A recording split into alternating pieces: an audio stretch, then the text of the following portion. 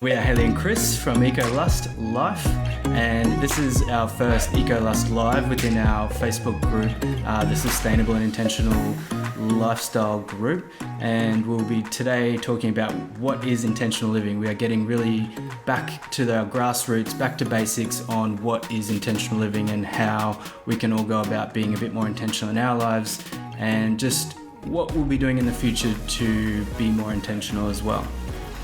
So I guess to start off with, we'll define what being intentional is and what is intentional living. So the definition of intentional is deliberate, by design, and purposeful. And I guess it just means living your life in a deliberate way, designing your lifestyle so that it does have some features and it doesn't have some other features. And just being purposeful about how you live and knowing where you want to invest your time and energy and money and whatever other resources. I like the quote by Michael Hyatt, which is, most people spend more time planning a 1-week vacation than they spend planning their life. And I can definitely relate to that from my younger years. Considering I'm someone who loves to plan and loves to write lists and things like that, I never had like a 5-year plan, a 10-year plan. I didn't know what job I wanted to go into after school.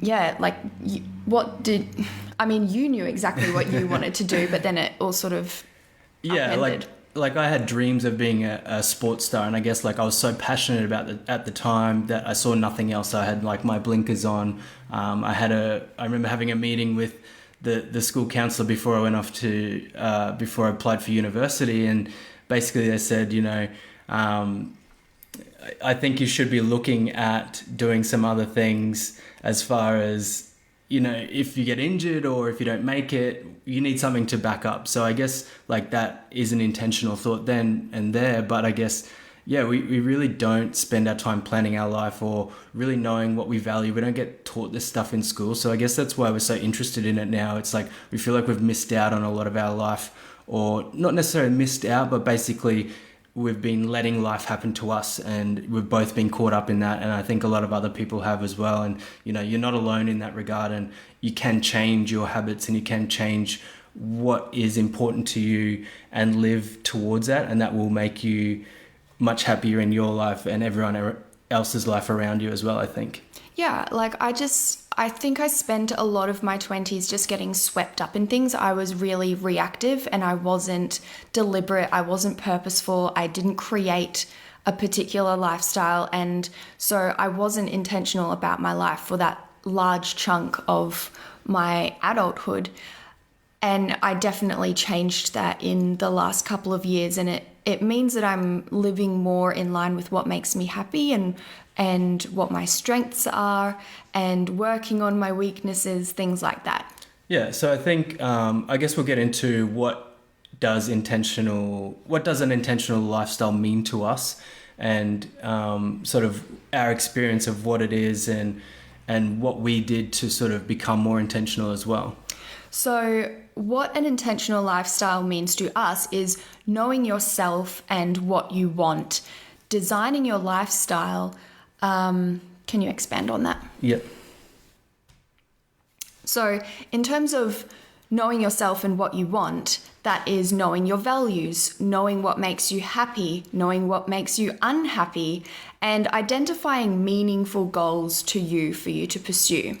And then in terms of designing your lifestyle, it's creating space so that you have room to live in the way that's best for you. And so that is physical space, mental space, energy space, so that you have the motivation to go after what's meaningful, and being mindful with how you spend your resources. So there's very few of us who don't have limited money or time or energy. They're all limited resources for most of us. So it's knowing exactly where to dedicate those resources. And also an intentional lifestyle to us means being present. Everyone's lifestyle, intentional lifestyle, will be different because we all have different values and different things that are meaningful to us. And so if someone else has different values, or if someone has different goals, then don't worry. It's just knowing what's important to you. And we will delve into these topics in terms of values and goals and minimalism and creating space and mindfulness, etc., in further Ecolust Live episodes. Yeah, so going back to like money and time and seeing these things as resources, you can then look at what your values are and really see where you're putting those things. So I know, like, for me, I'm never been good at budgeting, and I've always spent what I want when I want, and I've been pretty fortunate in that regard. And I think understanding that is a finite resource for a lot of us, and is getting worse and worse with the cost of living going up and wages not going up, things like that. And, you know, not spending all that time working is definitely on a lot of people's lists of values. So if you're working less and can earn less and still be as happy as you were earning more, I think that's important to a lot of people. And we've found that sort of balance as well. Like, you know, we both had really high paying jobs at times, and now we work for, you know, pennies. Well, not necessarily pennies, but we work when we need to, and we do what we can, and we look at our time and which is another resource of ours, as like one of the things that we most value. So we do trade our time for money still, as far as that goes, and that's why we do want to create a business around all these things that we love. But yeah, it's really about looking at your values and then reflecting on money especially, and we will get into intentional money in a later episode. I know everyone's pretty keen for that one. But we will look at that as like that finite resource, and then we have to really reflect on honestly where that money is going, and does that align with our values, and if it doesn't, we need to change those habits. Okay, so the next concept we want to discuss to explain what is intentional living is, why should you even bother living intentionally? So for us, we interpret it as it means you're living in line with your values. And for us, that feels really good. So for example, when we were both working all the time, one of our values was sustainability. But because all of our time and energy was going towards work, we didn't really have much time and energy to research how to live sustainably. And this was a few years ago, where the resources were not so abundant. So it was taking a lot of effort to change our lifestyle to be sustainable. Whereas now we have more time, and it's like we're structuring almost our entire life around how to live sustainably. So that's just one example of how you can live in line with your values, and why living intentionally helps you do that, and why it feels good. You can be proud of your lifestyle if you are living in line with your values. I guess it depends on what your values are. But mostly, I'm sure. And you can also feel gratitude for the life that you have, and a sense of contentment, I think, because when you're not living in line with your values, it's like you're living a life that you're not supposed to live, and so you're not content. Yeah, I know I always feel like pulled to certain things, and you know, if you're not aware of that pull that you're feeling, or that gut instinct, then you can really get caught up in just living the life that you think you should be living to make you happy, and you know, following that yellow brick road of happiness and missing out on the things that actually make you happy, that could be different to that and could be different to other people's happiness, which is fine. And I think, like Haley said, like when you do start living in line with your values, and you understand your values and you have clarity on them, you remove your blinkers, and you're just more open to opportunities that are around those values, and things start opening up for you down those avenues. So I think a lot of people are scared to do some of these things because these values may not include some of the mainstream things that people are meant to do, like I said before. But by doing it, you're happier, you have more energy, you're really living life to the fullest, and you're releasing some stress on you as well when you're not living in line with those values. And I think that's quite important for everyone. It's also not an immediate step either. Like, you're not going to go, I'm going to live in line with my values, I don't care about money, and then stop earning so much money, and then suddenly feel very happy and content with life, and not feel a sense of fear around that. I think it'll be a process.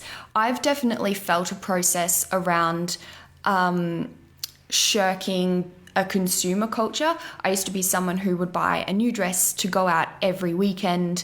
And then it was actually traveling which helped sort of quash that consumerism, yeah. Yeah, exactly. Because like moving around all the time, living out of a backpack, I learnt that possessions are actually a burden, and you're spending your time and your money on acquiring those possessions. And when you're moving around all the time, you're not able to look after those possessions. So they really are a burden. And so, yeah, it was years of the travel lifestyle that made me realize consumerism is holding me back. Yeah, and I think they don't only give you that feeling of a physical weight, like having the items, but mentally they can be draining as well. Like I know when we went traveling last year and we forced ourselves to be minimalist because we had carry-on luggage only, because that aligned with our sustainable values and also our money values by not having to buy, extra luggage on planes and things like that. But doing it, we were really outside of our comfort zone as far as that goes. And that's what intentional living is as well. It's getting outside of your comfort zone, because sometimes the comfort zone really doesn't align with your values. In my experience anyway, I'm not sure with you. Did you think aligning or getting in line with your values took you outside of your comfort zone? Yes, and then eventually it became my comfort zone. Yeah.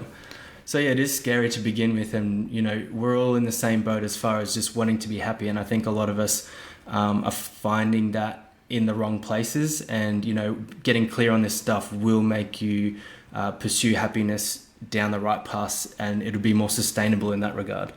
So continuing on with why live intentionally, it helps you be happy because you know what it is that makes you happy, and you can incorporate more of that into your life. Also, knowing yourself well enough that you can connect with people who hold similar values. That's been a great blessing of our life recently, is first of all knowing that connection is so important to us, and so we put ourselves out there to form those connections, and knowing the type of people we want in our lives and who we want to invest our time and energy in, and those people make us really happy.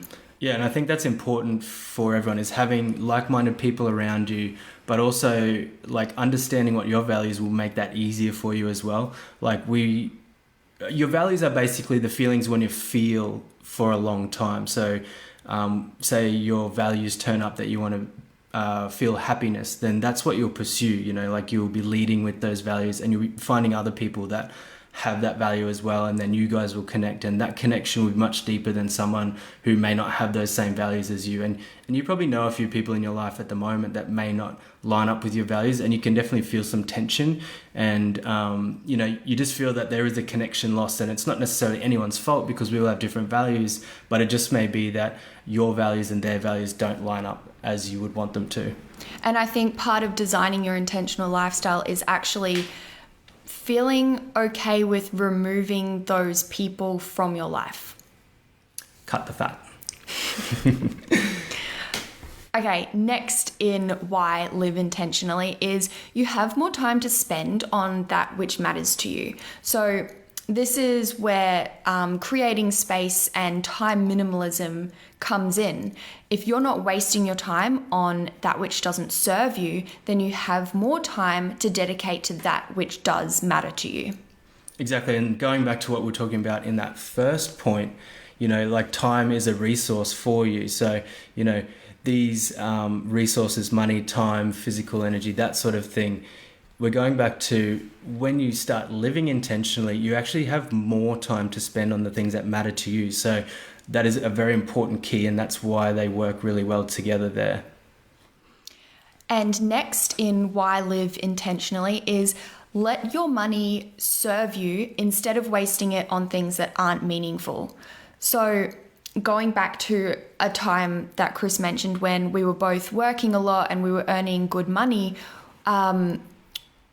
there were like, I was better. I was better than Chris, but I think you spent a lot of money on things that didn't mean anything to you. Yeah, I'm a typical guy, but I spend my money on things and stuff that, I'll use for a little while and then it'll be put somewhere. And I'm not a very clean person, so it'll be put somewhere that Haley has to then pick up and move somewhere else, and then I'll never find it again. Every day. Then I'll just never find it again because it's in some drawer that I would never think to look, because that's things. I don't know. But yes, I've been very guilty of buying a lot of things. And, when we did go and sell all our possessions before we went traveling, like, we just realized how much junk, how much stuff we had. And, that was a burden for us to get rid of. Yes, we made some money off it, but at the end of the day, we actually ended up, getting rid of stuff really cheaply that we bought for a lot of money at the time. So looking back on it, the amount of money we would have actually had before traveling, if we hadn't had all that stuff to begin with, would have been even more. So that is really important. And again, it's another one of those resources, like having that extra money to serve you on the things that you find meaningful, and having extra time to put towards the things that really matter to you in line with your values. Those two things are really important. So in conclusion, I would say the reasons you want to live intentionally are you feel good, you feel purposeful, you connect with like-minded people, more time, more energy, more money. Exactly. So we'll move on to what does not living intentionally look like. And I'll just say good day to Mark for joining us, and Davey, thanks for joining us, mate. I know you just came over today to join in on this, so we're hopefully getting some stuff through to you guys. So I'll expand this one here. We'll have a look at what we've got. So when you're not living intentionally, like, my feeling is that I always feel interrupted. Like, when I'm doing something that aligns with my values, say I'm working on something to do with sustainability, or doing yoga, and then I have this time pressure because I know I have to go to work, and maybe the work I'm doing that day is not in line with my values, because nobody likes to go to a job they do not like. So you feel interrupted, you feel time pressure, you feel stress, you feel anxiety, you have those feelings. And I guess becoming aware of that, and again, it's that gut feeling, like you have a gut feeling that you do not like doing that, you feel those pressures. So being aware of that and going, okay, hey, I need to take a step back here. Why am I feeling this? Oh, it's because this is not what I value. This is not what I actually want to spend my resource of time on. And then discovering, okay, well, what do I feel none of those pressures, none of that anxiety doing? And then focus more on that, double down on that if you can. Obviously, like, we're all in situations where we have to do things that we don't like, but being aware of those feelings is important as well. So not living intentionally also looks like doing things for the wrong reasons. So, for example, working in a job that doesn't make you happy, but at least it pays the bills. And I'm not saying, like, don't pay your bills. I'm saying maybe minimize your expenses so that you don't have to earn as much money. What's another example of doing things for the wrong reasons? Like, maybe just trying to please other people who don't necessarily have your best interests at heart. Or maybe they do care about you, but they don't know exactly what makes you happy, and so they're sort of pushing you in a different direction. So our next point is feeling like your time is stretched thin. So your fingers are in too many pies. So this is more about the clarity you have around your values. So, we all value a lot of things that are similar, family, friends, those sorts of things, but are they at the top of your list? And I mean, this might sound bad, but for some people, family is not at the top of their list, and they may think it is. So they get confused to say, oh, I love my family, they mean everything to me, yet they may live in a different country or a different state, or go traveling and be away from them. And then you have to really reflect on that and say, hey, does family mean that much to me if I'm spending all this time away from my family? And am I actually getting that quality time with them, or am I just doing it because I think that's what matters to me? And of course, you do want to spend good time with your family and all those sorts of things. But I guess what I'm saying is you can end up, being stretched because you're not living in line with your values and don't have clarity on the actual things that mean so much to you, that's what you'd rather be doing instead of that. This is something that I can really relate to. This is probably my biggest stressor in life, is stretching myself too thin. My mum always says that I burn the candle at both ends. And I'm someone who, like, I have lots of ideas. I want to do lots of projects, and I'm not that great at prioritizing or saying to myself, I can't do everything. Just have one goal. Just have one goal and do that. So yeah, I often feel a lot of anxiety around doing things that basically just wanting to do too many things. And going back to the family example, family would always like genuinely be like probably my highest priority or my highest value in life. And yet I spent so many years living overseas or just traveling. And so I wasn't living in line with that value. And realizing that last year while we were traveling was a big contributor as to why we actually came home this year, because I want to be close to my family because they genuinely make me happy.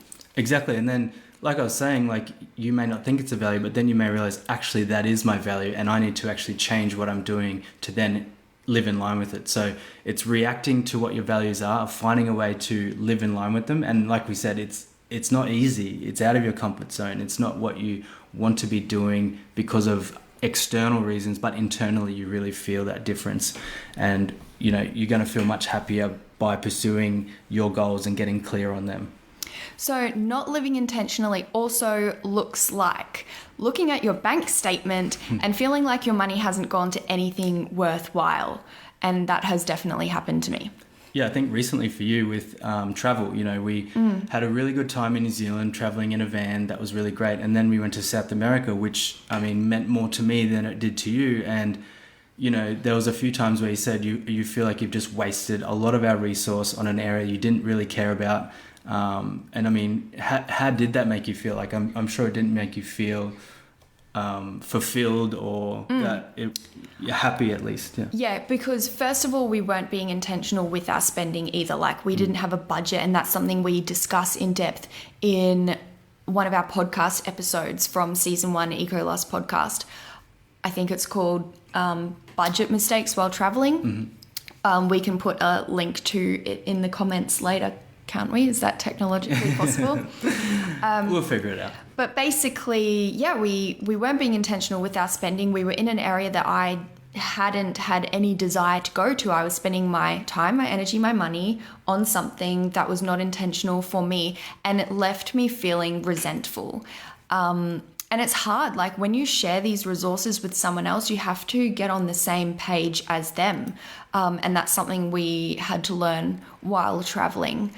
And it also, like, when you realize that you've been spending your money on something that's not meaningful to you, you feel guilt, you feel shame, you think I should have done better. You've wasted your time in acquiring that money to then go plunder it. It's just not a good feeling. But to live intentionally, in that situation, like, we would have gone to the places we both cared about, or we would have gone to places that only you cared about, but less of those, or something like that. Yeah, it would have been much different if we had aligned our values. So, of course, like, you know, find what your values are for yourself. But then if you are sharing a life or sharing a activity with someone else, if you can align those values, or at least discuss what those values are, then you will be respectful of them between each other and can give time where necessary. So everyone wins on that one. Because, yeah, like with South America, you know, Haley wasn't happy, and, you know, we struggled with mental health and physical health and all those types of things that come with travel. And she wasn't living in line with her values. And, you know, there was a disparity between us, and I really felt like I was almost dragging her through, and I knew she wasn't having a good time, but I was. So it was a difficult situation as far as that goes, but that would be some advice that we give from our experience through travel anyway. You literally did have to drag me around Machu Picchu because I was that sick. Yeah, it felt like having a child. I had to actually wake her up while she was sleeping in the city of Machu Picchu, like this crazy ruin, you know, thousands of years old, and she was sleeping on the ground while the tour guide was telling us about some rocks. And yeah. Okay, they're just rocks. No, I'm sure it's very important to a lot of people, but Anyway. Okay, another thing that not living intentionally looks like is feeling trapped by external pressures. So that could be time pressures or money pressures or like drains on your energy, or even pressures on your mental energy, like having to think about things that you don't want to think about and don't make you feel good. Yeah, like we've all felt trapped by work and things like that, and it's an external pressure, or, you know, we've had parents that have forced us into something that we maybe don't like. There's a lot of situations where that can happen. I mean, and then being not clear on those values of yours, you can be almost forced into it and feel like you're doing the right thing by someone else. And it can be hard to like sort of stand up for yourself in that situation and, you know, say, hey, I'm not going to enjoy this. I know who I am and I don't want to do it. Like saying no, it's definitely hard for me. Like I'm a big yes man. Like I like to please people. I don't like to feel left out, all those sorts of things. So for me, I really need to do that a lot more and be, you know, firmer on myself and give myself boundaries and things like that. Hey, Lawsy. What's up, Lawsy? Our favorite Patreon. Or patron. How do you say it? Patron. It's a bloody legend. Lawsy. So not living intentionally can also feel like or look like not having energy or motivation. And this is actually something we discussed in a real life situation this morning. So I woke up and I had these tasks to do that had a time pressure, and it made me feel like I was living reactively. And so I wasn't motivated to do them. It just felt like such a burden. And I think that living intentionally can help you live like in a proactive way where you're sort of preparing, like you're ahead of the game because you know what to expect, because you're only doing stuff that's intentional and not stuff that you feel like you just have to do.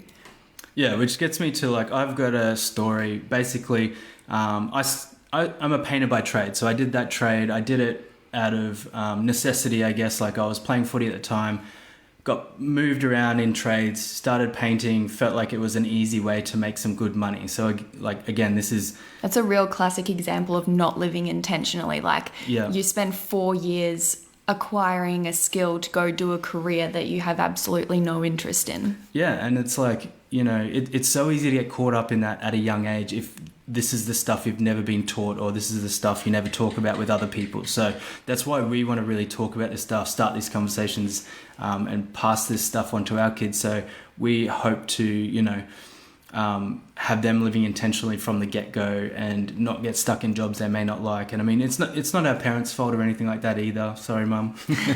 And Dad, he's probably watching too. But, you know, it's just the fact that, you know, we don't get taught this stuff in school, and we get pushed and prodded into all these different avenues that we may not even enjoy. And at that young age too, you don't really know what you want. You don't know what you want to do. But yeah, I digress. Basically, I was a painter, and then I started working at 40 Winks, which is a bedding retailer in Australia. And I just started doing Saturdays. I started enjoying it because I was interacting with people, selling. I worked my way to starting full-time because I didn't like painting. I didn't want to do that. I took a really big pay cut, so I halved my pay. Like I went from earning, you know, $1,500 a week, which is a significant amount for someone at, you know, 20, 23, that sort of thing, to $750 a week. So that was a big pay cut, but I was much happier doing it. So, you know, I started to see these things, and I started to prioritize values and, you know, what made me happy over doing things just for the sake of it. So I had this job, had a goal of owning my own store one day, which was great. And then got towards, you know, being a manager of a store. So I was working my way up.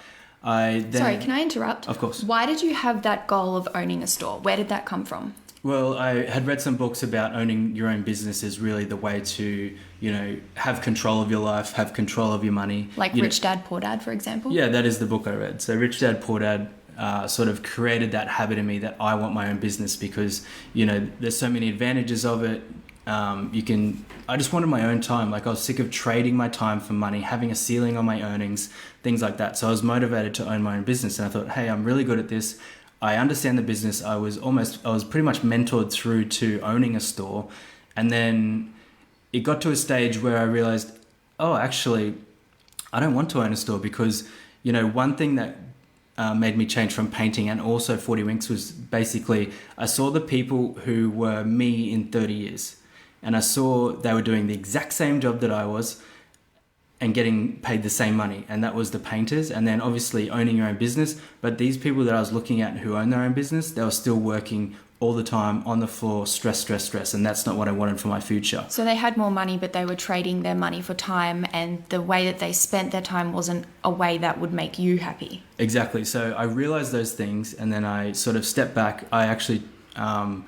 step back as the manager. I think I was still managing at the time, but then I started going to university and studying something that I was really interested in, and I became much happier. I was only working 4 days a week. I had a long weekend. I was studying. I was learning. I was happy. And then all of a sudden this new store came up and I was offered, a part ownership to go manage the store. And I just ran back into that cycle and I just went and I did it.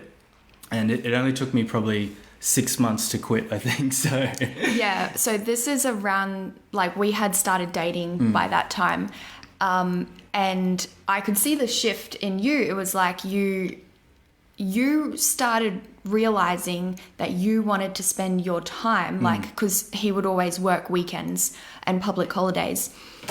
You wanted to spend those days doing things that meant something to you, like sharing those experiences with your favorite people, and you were always constantly missing out on that because of your commitment to the store that you owned. And so that's why you stopped working there. Yeah, exactly. So I went back to painting, which gave me a better lifestyle, but also back to those 4 days and studying. So, I had sort of the best of both worlds where I had my 4-day week, which is great.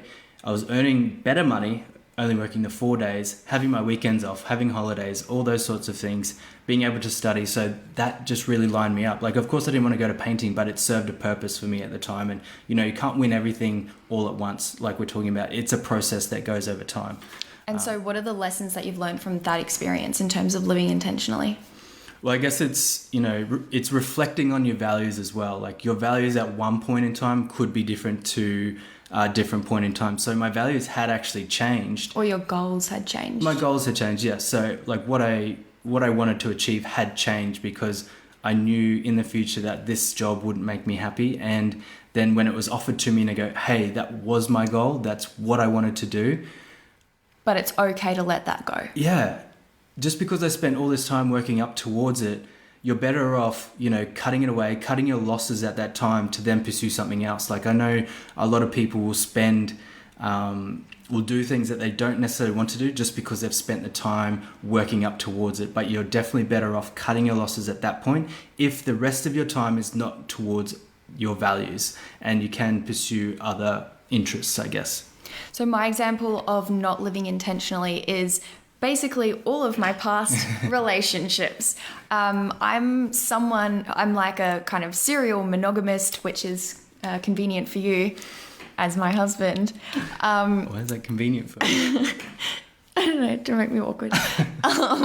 But basically, I spent a large part of my adulthood investing so much time and energy in these relationships that obviously weren't right. Like, parts of them were good, parts of them terrible. But I would just throw every part of myself into them. And it meant that I was wasting my time. I was spending my money on things that weren't meaningful to me. It was like meaningful to the other person. I wasn't having connections with the people who I should have been. And I think that a lot of us could probably relate to that. Like, just putting too much of yourself into relationships unintentionally. Yeah, so I think that's a good point. And, now Hayley doesn't put any of her time into our relationship because she spent all her 20s putting her time into everyone else. So that's why I'm lucky, I guess, is what she was saying. You've got the more realized version of me. Okay. Okay, so moving on to our next one, and we are on to this one. How do we intend to live intentionally? So as we mentioned, we were traveling for a year, and so our lifestyle at the moment is kind of starting from scratch, which in a way is great because we get to build from the bottom up and we have limited commitments. But also it's kind of tough because we do have to build from the bottom up and we don't really have a foundation from which to launch. So like living intentionally, it takes time and it takes patience, which is not an asset of mine. And it takes hard work and it takes your resources and it takes sacrifice, but it's worth it. It's just that transition period where you have to put the work in to create something better on the other side. And we intend to live intentionally by designing our lifestyle in a way that allows us to give our time and energy and money to things that make us feel valuable and happy. And I like the quote that the key is not to prioritize your schedule, but to schedule your priorities. And I'm very much about schedules. And I think that is a key to living intentionally. It's probably not everyone's key. It's not your key. No. But it's a key. Oh, yeah, actually, you made a point before and you said, you felt spread thin because you had so many goals, and then you're like, okay, just focus on one goal. But my question to you is, does one goal make a list? Because I think... Maybe that's why I can't focus on one goal, because I can't make a list out of it. Yeah, I think I've cracked it. So for you list lovers out there, one thing still makes a list, so stick to it. Okay, so what are our values? So we've got an exercise out there at the moment within the group. And yeah, if you want to jump on board, just let us know. We've just put up a poll inside the comments on the live here, just to see if you've already got your exercise and you've done it. If not, that's okay. We can still send it to you and you'll be able to watch this video back and go through it with us. This is a exercise that we were given by our friend we met in Bulgaria. His name is Jim. He's a very good personal development and business coach, and we had some meetings with him. We were very lucky to do that, and this exercise actually really helped. Well, you in particular, you've done it, and I've only done it today, so I'm with you guys. I'm late to the party, but I think it's because I've been looking at these values for so long. Like I feel like I'm cheating almost, and I already knew what they were. But they did come out as a couple of surprises for me. But yeah, we had an interesting conversation about it. Yeah. So what were your values that you came up with? So my top 2 values from doing the exercise are happiness and connection, and I guess you can interpret them in whatever way is meaningful to you, but happiness, I guess, is kind of self-explanatory, whereas connection, that can also mean family, it can mean friends, it can mean connection to yourself, and all of those are really important to me. I feel like there's no point in anything if I don't have meaningful connection, also connection with a sense of purpose. My other values that always crop up are health, having a sense of purpose, self-improvement, and a secure future. And that's probably why I'm such a planner. And what were your top 2 values? So mine came out as balance and connection. So we both knew like connection was important to us, but not till we actually did this exercise and we put emphasis on it that we started to really be proactive with creating connections with new people, but also trying to deepen connections that we already had. I think that was one of the most important ones to us because, we are time poor a lot of the time. So creating new friends can be difficult because you sort of feel like you don't have that history and you have to try and build something. So creating a deeper connection, it's like customer service or sales. It's much better to retain a customer than it is to try and get a new one. Same thing with friends, I think. I don't know.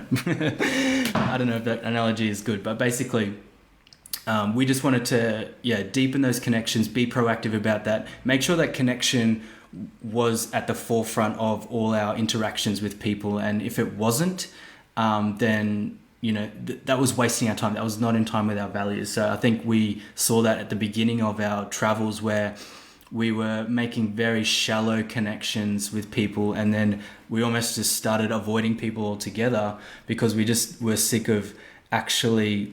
that artificial interaction that you knew was not going to go anywhere. Yeah, so it wasn't until we were staying in places for a longer period of time that we started to, create those deeper connections and enjoy them. That's like, we found joy in that, and I think that's the first time it sort of came up for me. And then I got balance as well. So balance for me is something I've spoken about a lot with a friend who talks about it like a pendulum. Basically, your life is like a pendulum, and you can go too far in one direction, whether it be good or bad, but you can really feel like when you're putting too much time, energy in one way, and then other things start to go by the way, and then you have to be aware of that and bring that back to center. And then something else is going to happen where you start pushing it too far the other way, and then you're always just trying to bring it back to balance.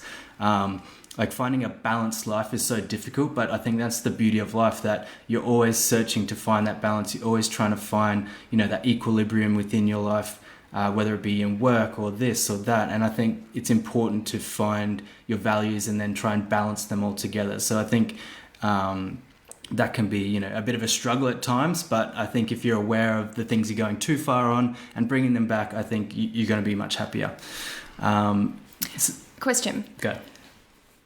So we both got connection. Mm-hmm. Do you think it's important or necessary for people who spend their lives together to have the same values? I think yes.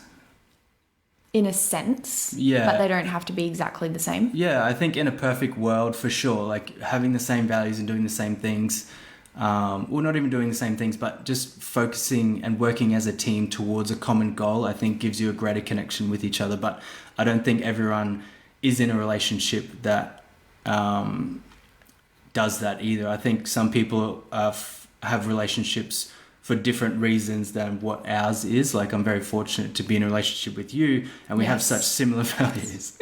I know I shouldn't say that on the internet. But basically, I'm very fortunate to be with you because we have such aligning values. We're able to work together, we're able to travel together, we're able to, live together. We're able to spend a lot of time together without, getting down each other's throats.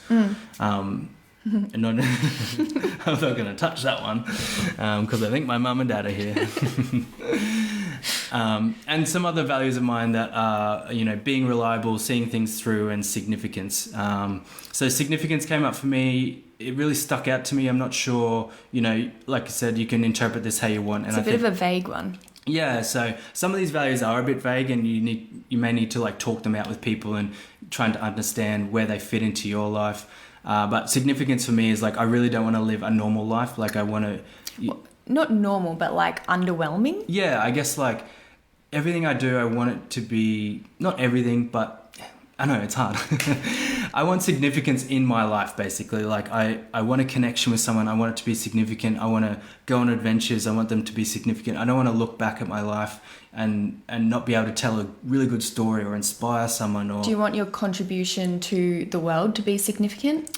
Yeah, not necessarily on a large scale, but significant to a bunch of people. Like I think I would rather have like the bigger connection with a smaller number of people, which we've spoken about before, but having that as a significant connection or significant, what did you call it? Influence or impact on people. It's like people. You want to create positive change, but it doesn't mean that you want to be famous or anything like that. Yeah, exactly. Like we don't want to be famous. We don't want a whole bunch of people. He doesn't. We famous, I guess. Oh dear. Okay. All right, we'll move on to the next one. What makes us happy? I'll just get this up. Please expand. And in the meantime, g'day Grace, welcome. Yeah, the microphone is really, really cool. We are loving it. It's my new whip, basically. What does that mean? Courtney, g'day, welcome. The bingo board leader, I think. I don't know, you and Grace are pretty close at the moment. It's contentious. So we'll get this up. So what makes us happy is our next point in this one. So we'll start with you, Bales. So, the things that make me happy are exercise, spending quality time with loved ones, being at the beach, reading, my dog, Chris, being a good person, food, pursuing goals, and sunshine. And I've had to put some time and effort into knowing exactly what makes me happy because I am prone to not always being happy. And so I Can you expand on the topic that we are currently talking about, please? Thank you. I need to have some techniques to nurture my mental health, and I need to be quite proactive with these. And that includes journaling and meditating, yoga, getting quality sleep, having routines, and making sure my environment supports that. For example, we are not in a great environment currently. There is the world's smelliest cat under our feet. It makes me uncomfortable. I need to change this for my happiness and ultimately your happiness. Yeah, your happiness does reflect on my happiness. And I think that's, it's important to, if you have a partner or if you have someone you're around a lot, to respect what they need. And, I've gone to many lengths to get us out of this place a lot earlier than what we thought. So luckily for Bales, this is her last evening here because she's going to Melbourne tomorrow with her friends. And I'll be stuck here alone with these cats. So what makes you happy? So some of the things that make me happy is I love experiences. So like one of the things that I remember my dad saying that's stuck with me for a long time, and if you're listening, Dad, thank you for this advice, basically is spend your money on experiences, not things, because these are the things that you will take with you for a long time. Things are breaking and, they don't mean much to you after a long time. Like there's obviously some things that have significance to you in different ways, but I think experiences are just so great, and having different experiences all the time is something that I really love. And one of the things I love doing the most is sharing the experience. So I'm always keen to do something and invite people and be invited. So I think that reflects on my personality a lot, because I'm a people pleaser. I don't like to miss out. If I feel like I'm not invited somewhere, then I feel really bad about it because I feel like I'm missing out on that experience with people. So we actually had an experience in Plovdiv. Do you need a drink? Just take a sip of water. It's all right. No, I'm good. Basically, we had an experience with a couple of friends. We were going to go on a wine tour, and basically they invited us to this wine tour, and it was quite expensive. I can't remember the price. It was going to be like $300. Yeah. And that just wasn't in our budget at the time. So we really had to weigh this up, because again, we're talking about our connection. We were going to really connect with these people in a shared experience. So, ticking all of those value boxes. Yeah, but also wine. Also wine in Bulgaria. So it just really came down to money, which, was disheartening for us, because we were just so tight on our money at that stage that it just wasn't feasible to spend that much money for one day of drinking and that sort of thing. So basically we got to a point where we said, hey guys, we're not going to come, and we didn't really give them a reason. I guess we're embarrassed. No, we literally said we just don't have the money. You're right. We just said we don't have the money. It wasn't us flaking. It wasn't us we really deliberated on this, and we got to the stage where, they have done these value things for us, and they said, connection is more important to us than, you guys not coming. So they actually ended up paying for one of our tickets, which really helped us out. We bit the bullet and bought the other ticket, which still cost a lot of money for us at the time. But, having that day with them was an incredible day. It's an experience that we shared together: food, wine, good company, good conversation, those sorts of things. Travel experience. Yeah, so it's really stuck with me, that sort of situation. And also the kindness of our friends. Yeah, so it really felt like we were included. They wanted us there so much that they were happy to pay for one of our tickets. So we're really grateful to them. And, it just made this experience, it solidified that for us a bit more, I think, the connection part of... So are you telling this story because that's an example of your happiness? Both. I think it's like our happiness, but also like how connection can trump other things. Yeah. So okay. I'm sort of bringing it back and forth here. And so what are some other things that make you happy?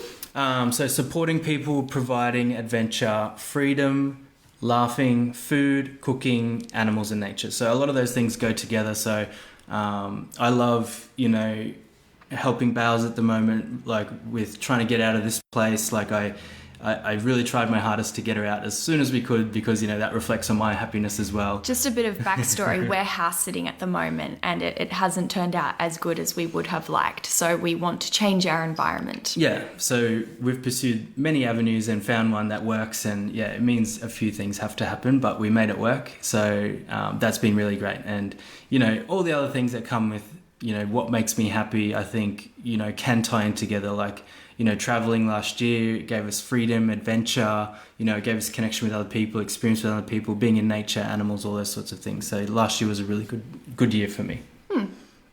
So what are our goals? And the reason we are explaining all this is because it's like these are real world examples of living intentionally. So just as a tiny bit of a summary so far, it's having values, having goals, knowing what makes you happy, and how we will design our intentional lifestyle. So coming back to what are our goals. So I have approximately 7,004 goals, and they come under the categories of business, health, home, learning, family, sustainability, and financial goals. I won't delve into exactly what they all are because that would take us 10 years. So I think a goal of mine is to just focus on one goal at a time.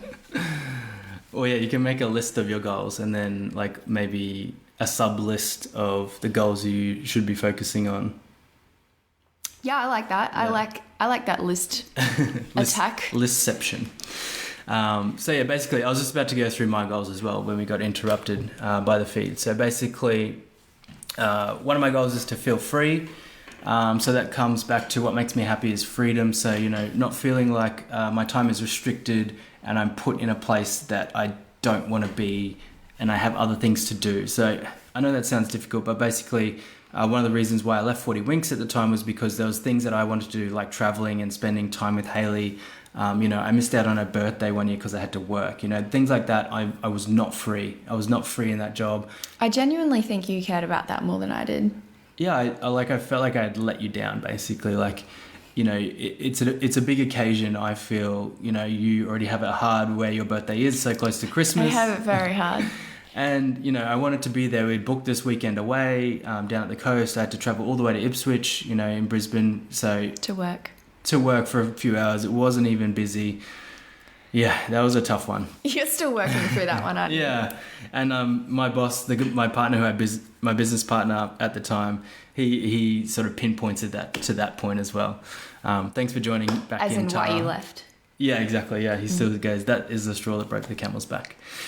Some other things, live a meaningful life. So I think that comes to significance. So looking back on my life, I spoke about significance as far as one of my goals that came up in the exercise that we have going in the Facebook to find your two main core goals, core values, sorry. And living a meaningful life to me is important, like meaningful in the sense that I'm following my values, creating meaningful connections, having meaningful interactions and impacts on people's lives as well. So that is a meaningful life for me, something I can speak about, something I can be proud of, talk to my kids about, talk to their kids, have that thing of I'm proud of my life and what I did and have a story to tell as well. Helping the planet, of course, like I love nature, I love animals. I want to preserve that, that it comes back to basic human instinct of survival. We save the planet, we're saving ourselves. So I think that is a basic instinct, but also like feeling connected to the world and the planet and others is important for me as well. And having adventures, like telling stories, having experiences, so important to me. Like I try and do things that make everything an adventure, and I drag you along, and you're maybe not as adventurous as me, but I cry bike riding. Yeah. So we had a little like head to head this morning because we have a different opinion on what a proper goal is. So I'm very much an advocate of the SMART goal process. So that is making your goals specific, so you know exactly what it is that you want to achieve, knowing when it is that you have achieved them, making sure they are attainable and realistic, and that you have a time associated with when you want to achieve that goal. Whereas I think it's something that you learned from our yoga teacher training is you don't have goals necessarily, you more have intentions, and that's why you've got this really fluffy, I want to feel free goal. Yeah, well, I feel like basically intentions versus goals. So goals are, like you said, very specific and you can achieve them, and that's that's your goal, is to achieve that goal. You work towards it, you achieve it. It has a specific measurement where you go, I have achieved that goal.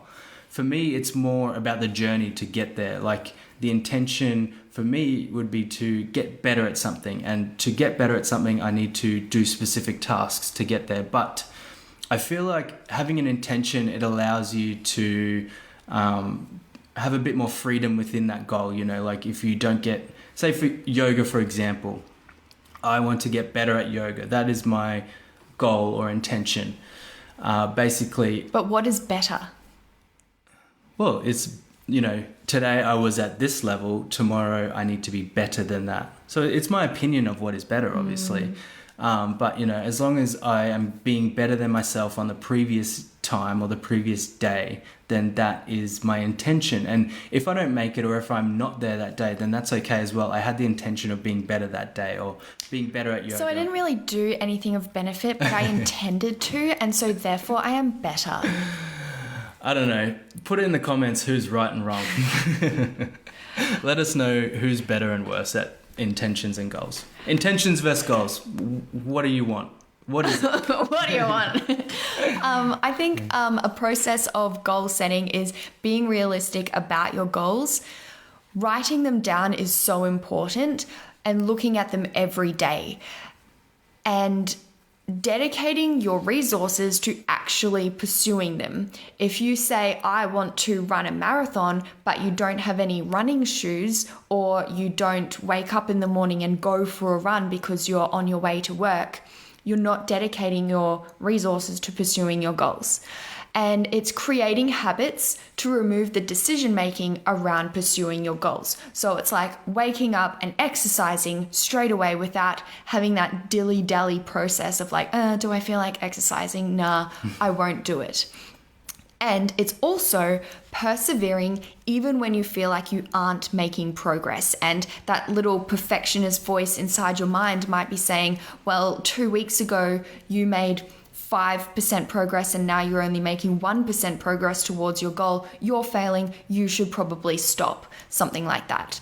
And then I also want to talk about extrinsic versus intrinsic goals. So living intentionally means knowing what your intrinsic goals are. And that means what is something personal to you that would genuinely make you happy. That is a meaningful goal that you want to pursue and achieve, rather than an extrinsic goal, which is it's like an external value placed upon you that you feel that you should achieve, even though it wouldn't actually contribute to your happiness. For example, going to uni to get a degree, if you want to go have a career that doesn't need a degree to pursue that career.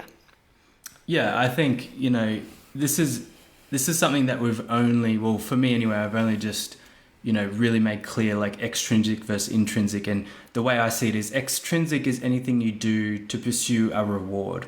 So basically, I gave an example with Haley today is, you know, if you're offered a promotion at work, which meant, you know, more responsibility and more money, and then, you know, you looked at that as a reward. So you're doing a job that you may not like, so you have to do more of that work to make more money, so you can then maybe, you look at that and go, okay, well, I can then buy that better car, or I then can, you know, get a bigger house. So you're then, you know, rewarding yourself through things and external things that, you know, think will make you happy, may make you happy in a short term, but you're then doing, you know, things that aren't aligned with your values or make you happy. So an intrinsic goal is something where you don't get a reward at the end of it, but it makes you happy doing it. Does that make sense? But are you not rewarded by achieving that goal that's meaningful to you? Yeah, you are, but it's an internal thing. So it's not an externally given reward from someone else. It's not like someone applauding you.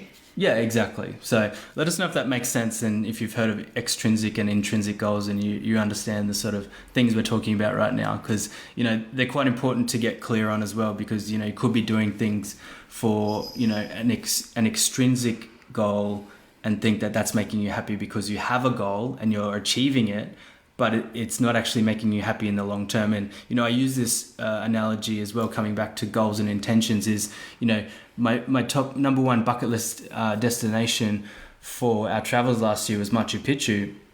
And we got there, and obviously, you know, it's an amazing, beautiful citadel that's, you know, ancient, you know, and it's beautiful and amazing. But, you know, there's so many people there, and you get there and it's like, oh, okay, this is really nice, this is really cool. But like the actual hike to get there was much more magnificent, and it just filled me up much more as far as my happiness and, you know, the challenge of actually getting there, compared to when I actually got to Machu Picchu, you know. So having the journey is sometimes far greater than getting to the place or to the end goal. Can this point be expanded? Which one is that? Recognize. Yes, I'll expand that one. So also with intrinsic and extrinsic goals, it's important to recognize that the world works in a way where values are imposed upon us, and we grow up having these extrinsic goals, and sometimes that manifests in the sense of go to uni, get a mortgage to buy a house, get married, have children, things like that. That is what a respectable life looks like, that might give people security and happiness. But I'm sure there are a lot of us who probably don't have those things as intrinsic goals. Something that applies to me is having lots of possessions, like having a fancy car or having designer clothes or having nice hair all the time. It's very clear that that is not something that I hold dear to me.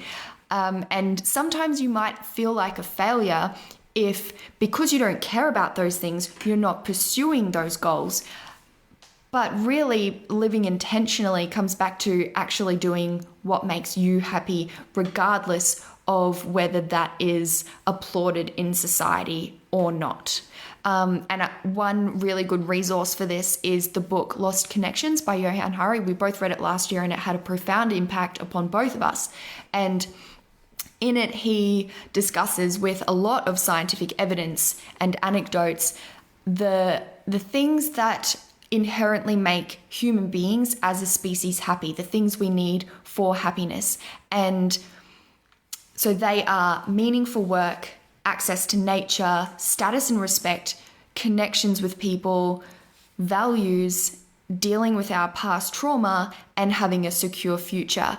And sometimes when we're caught up in pursuing extrinsic goals, like a career or a car or money or whatever, we actually bypass having these things that are genuinely contributors to our happiness. Yeah, and so an example is one we got told in our yoga teacher training. So our yoga teacher had a lot of these different analogies, and, you know, they all ended with "my dear," which was quite hilarious. So there was a warrior. Yeah, there was a monk, but this one, there was a fisherman. And basically this fisherman, he would go out fishing, he would catch enough fish to, you know, live happily. Live how he wanted to live. So he would go out in the morning, catch his fish, come home, relax, spend time with his family, you know, take the kids to school, do all the things that he wanted to do at home. And then he was approached by a man, and the man said, you know, if you spent more time out here fishing, you could then buy a boat, and then you'd be able to fish even more, and then you'd be able to buy another boat, and you'd get all these boats, and then, you know, you'd be able to buy a bigger house and you know, give more things to your children, and then eventually you'll be able to buy the whole island, and you'll be able to fish all the boats, and, you know, you'll be able to then relax and spend time with your family. And, you know, after all these years, you'll be able to retire and, you know, have a nice life. And I mean, his answer to this was, I'm doing that right now. I fish, I provide enough, you know, money and food and everything that I need and I get to spend time with my family now. I don't have to wait for that time. So, you know, he's doing the things that he needs to live his values. I think Victor hit the nail on the head by saying conditioning. I think we are so conditioned to live in a way and have these like grandiose lifestyles because it appeals to our inherent fear that we won't survive if we don't have these things.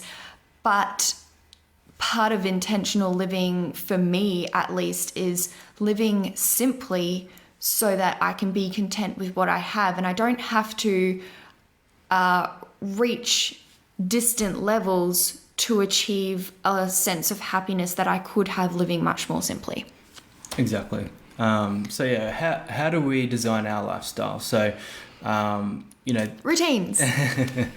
Lists and routines is our life. So, no, like Haley said earlier, we're pretty fortunate to have come back from traveling and are now getting to, have a clean slate almost. We get to build the life that we want to lead and start from scratch. So not everyone gets this opportunity. You have to start with decluttering to make room for the life that you want, which is another thing we learned from yoga is, getting rid of things allows room for the things that you enjoy. So happiness, all those sorts of things. So definitely routines is a big one. And, we're split on this one as well. Like Haley loves routines for almost everything: morning routines, night routines, exercise routines, housework routines, life admin, accountability, beauty, meals, week ahead routines. So, you can have a routine for just about anything.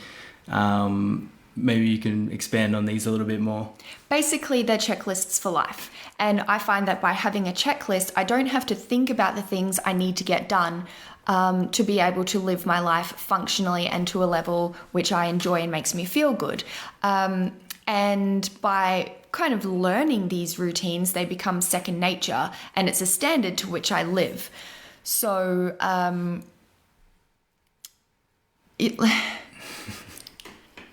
I think that having that level of structure, it's just like that quote earlier where you I can't actually remember it now. It's something like, you don't structure your priorities, you prioritize your structures or your schedules, something like that. I'll find it. Okay, please find it because I'm muddling this up.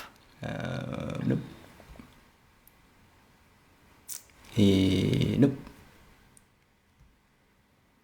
Go up one. Yeah, I think I missed it. This one.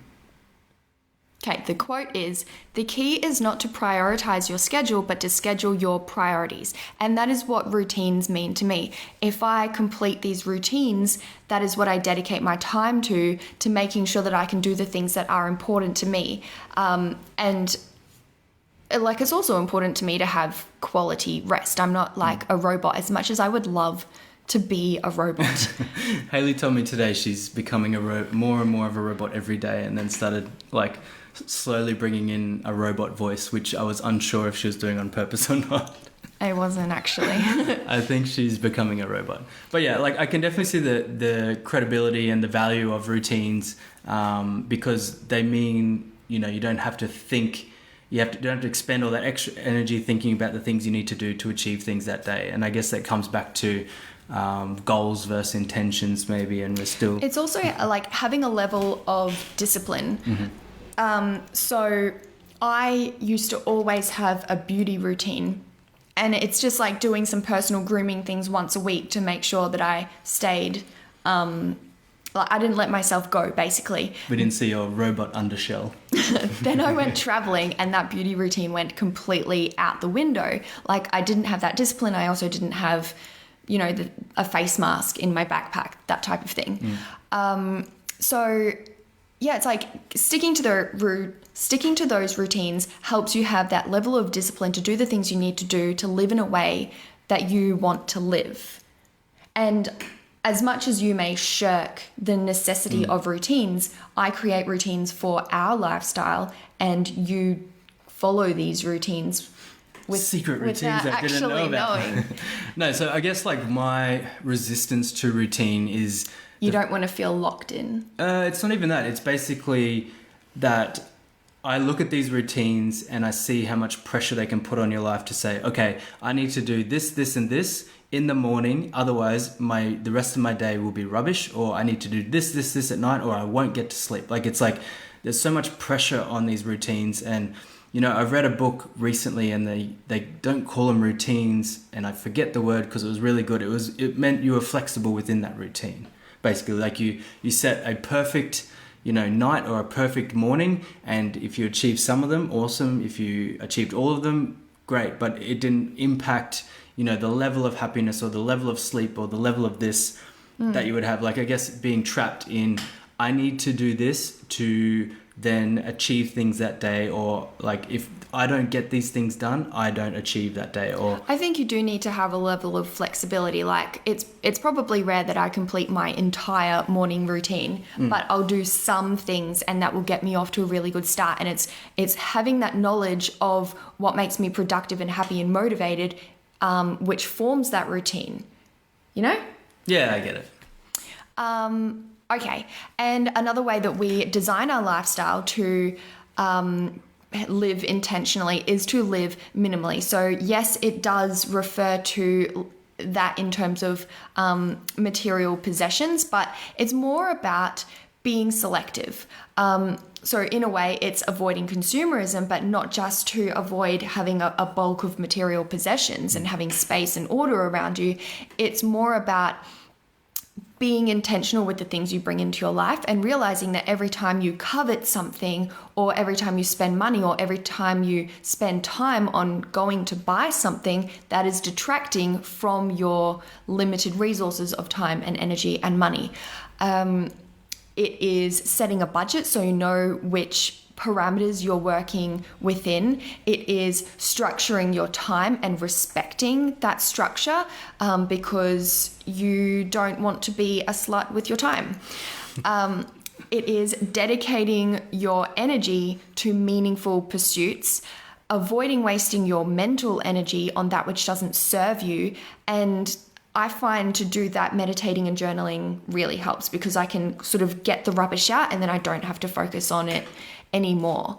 And then another way that we design our intentional lifestyle is by being present, and we can do that by avoiding distractions and letting ourselves give ourselves entirely to the moment. So it comes down to it's important to know what is meaningful to you and being able to recognize it when it's happening. Mm-hmm. So I find this sometimes when I'm around my parents, and like sometimes they're boring and I disengage. And then I think, no, spending this quality time with my parents is something that one day when they're gone, I'm going to regret not engaging with. And so I want to be fully present for that.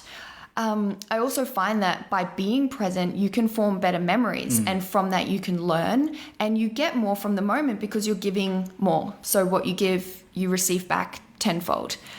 And it's not floating through life. Like if you're not present, time just flies by and you don't really get much from it.